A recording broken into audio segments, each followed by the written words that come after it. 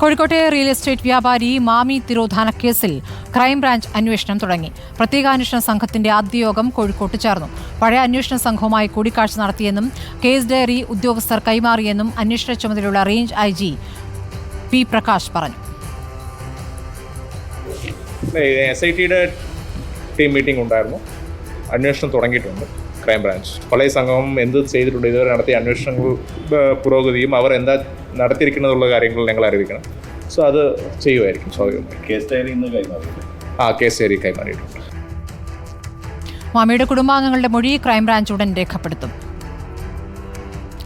സാനിയോ മനോമിയുടെ വിവരങ്ങളുമായി. സാനിയോ, ഇപ്പോൾ ഈ മാമി തിരോധാന കേസ് അത് പൊതു ശ്രദ്ധയിലേക്ക് കൊണ്ടുവരികയും അതിൽ ADGPക്ക് അടക്കം പങ്കുണ്ട് എന്ന രൂപത്തിൽ വാർത്താ സമ്മേളനത്തിൽ പ്രതികരിക്കുകയും ചെയ്ത PV അൻവറാണിപ്പോൾ അതുമേൽ അന്വേഷണം വേണമെങ്കിൽ CBIക്ക് കൈമാറിക്കോട്ടെ എന്ന രൂപത്തിൽ മലപ്പുറം SP പ്രതികരിക്കുകയും ചെയ്തിരുന്നു. ഇപ്പോൾ അതിലാണിപ്പോൾ ഒരു നിലപാടുണ്ടാകുന്നത്. ക്രൈംബ്രാഞ്ച് അന്വേഷണം തുടങ്ങിക്കഴിഞ്ഞു.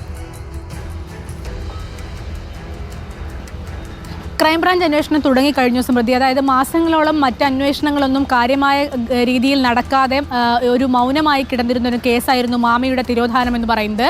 അതിനുശേഷമാണ് PV അൻവറിൻ്റെ ഈ വെളിപ്പെടുത്തലും ADGPയുമായുള്ള ബന്ധം തുടങ്ങിയ കാര്യങ്ങളൊക്കെ സംസാരിക്കുന്ന രീതിയും ഒക്കെ ഉണ്ടായത്. അതിനുശേഷമാണ് പ്രത്യേക ക്രൈംബ്രാഞ്ച് സംഘത്തെ, ക്രൈംബ്രാഞ്ച് കോഴിക്കോട് റേഞ്ച് IG തലവനായിക്കൊണ്ടുള്ള പ്രത്യേക ക്രൈംബ്രാഞ്ച് സംഘത്തെ നിയോഗിക്കുന്ന തരത്തിലേക്ക് സർക്കാർ കടന്നത്.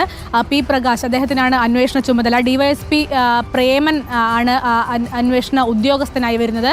ഏതായാലും ഇന്നലെ ഇവർ പഴയ ടീമിൽ നിന്ന്, പഴയതായി കേസ് അന്വേഷിച്ച ആളുകളിൽ നിന്ന് കേസ് ഡയറി അടക്കം വാങ്ങിയിട്ടുണ്ട്. ആ വിവരങ്ങൾ പരിശോധിച്ച് വരികയാണെന്ന് പറഞ്ഞു. കുടുംബത്തിൻ്റെ മൊഴിയെടുക്കുന്ന കാര്യം ഇപ്പോൾ പ്രാഥമിക ഘട്ടത്തിലാണുള്ളത്. ഇന്ന് അടക്കം കുടുംബം ഈ ക്രൈംബ്രാഞ്ച് DYSPയെ കണ്ട് മൊഴി നൽകുന്ന സാഹചര്യവും ഉണ്ടാകുമെന്ന് പറഞ്ഞിട്ടുണ്ട്. കൂടുതൽ പരാതികളടക്കം ഇവർക്കുള്ള സംശയങ്ങളും മറ്റും കൃത്യമായി എഴുതി കൊടുത്തുകൊണ്ട് കൂടുതൽ പരാതി നൽകുമെന്നും മാമിയുടെ മകളും കുടുംബാംഗങ്ങളും പറഞ്ഞിരുന്നു. ഏതായാലും ക്രൈംബ്രാഞ്ച് ഈ കേസ് ഏറ്റെടുത്തു കഴിഞ്ഞു.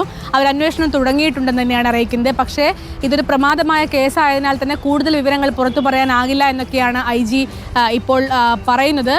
പക്ഷേ വരും ദിവസങ്ങളിൽ ഇതിൻ്റെ കൂടുതൽ വിവരങ്ങൾ കിട്ടുമെന്ന് തന്നെയാണ് നമ്മൾ പ്രതീക്ഷിക്കുന്നത്. ശരി, സാനിയോ മനോമിയാണ് വിവരങ്ങൾ നൽകിയത്. മാമി തിരോധാന കേസ് ഇപ്പോൾ ക്രൈംബ്രാഞ്ച് അന്വേഷണം തുടങ്ങിയിരിക്കുകയാണ്.